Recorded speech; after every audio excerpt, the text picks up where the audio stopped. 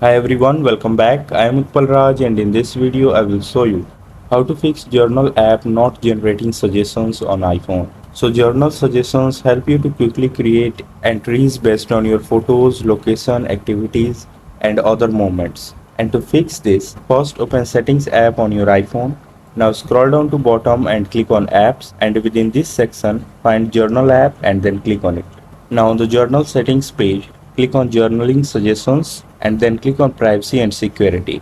Now within this section, under include suggestion from, if you see turn on all option, then tap on it and also make sure the toggle right to all of them is enabled to get all kind of suggestions. Now again on the journal settings page, under new entry, make sure you have enabled the toggle right to show suggested moments. So if you have recently started using journal app, then give your iPhone some time to collect some data and provide you best suggestions.